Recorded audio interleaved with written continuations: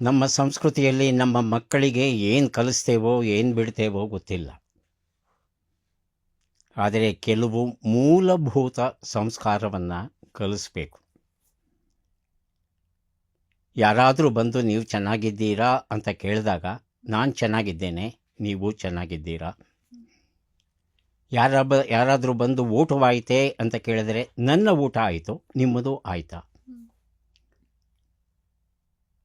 ಒಂದು ಮನೆಗೆ ಹೋಗಿ ಕರಗಂಟೆಯನ್ನು ಒತ್ತಿದಾಗ ಬಾಗಿಲು ತೆಗೆದು ಬಂದಂಥ ಒಂದು ಪುಟಾಣಿ ಒಂದು ಮುಗುಳ್ನಗೆಯನ್ನು ಬೀರಿ ಬನ್ನಿ ಬನ್ನಿ ಒಳಗೆ ಬನ್ನಿ ಅಂತ ಕರ್ಕೊಂಡು ಹೋಗಿ ಸೋಫಾದ ಮೇಲೆ ಕುಳ್ಳರಿಸಿ ಫ್ಯಾನ್ ಹಾಕಲೇ ಅಂತ ಕೇಳಿ ಫ್ಯಾನ್ ಹಾಕಿ ಕುಡಿಯೋಕ್ಕೆ ನೀರು ಬೇಕಾ ತಂದುಕೊಡ್ಲಾ, ತಂದುಕೊಡ್ತೇನೆ ಅಂತ ನೀರನ್ನು ತಂದುಕೊಟ್ಟು ಆನಂತರ ನೀವು ಯಾರನ್ನು ಭೇಟಿಯಾಗಬೇಕು ಹೇಳಿ ಕರ್ಕೊಂಬರ್ತೇನೆ ಅಂದರೆ ಆ ಮನೆಯ ಯಜಮಾನನ ಜೊತೆ ಜಗಳ ಆಡಬೇಕು ಅಂತ ಬಂದಿರ್ತೇನೆ ನಾನು.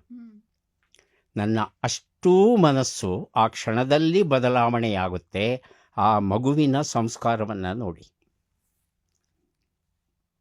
ಹಾಗಾಗಿ ಮಕ್ಕಳಿಗೆ ಏನು ಕಲಿಸ್ತೇವೋ ಏನು ಬಿಡ್ತೇವೋ ಗೊತ್ತಿಲ್ಲ, ಆದರೆ ಸಂಸ್ಕಾರವನ್ನು ಕಲಿಸ್ಬೇಕು.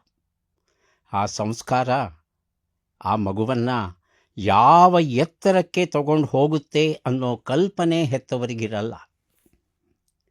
ಹಾಗಾಗಿ ಸಂಸ್ಕಾರ ಶಿಕ್ಷಣದ ಮೂಲಕ ಇವತ್ತು ದೊರೀತಾ ಇಲ್ಲ.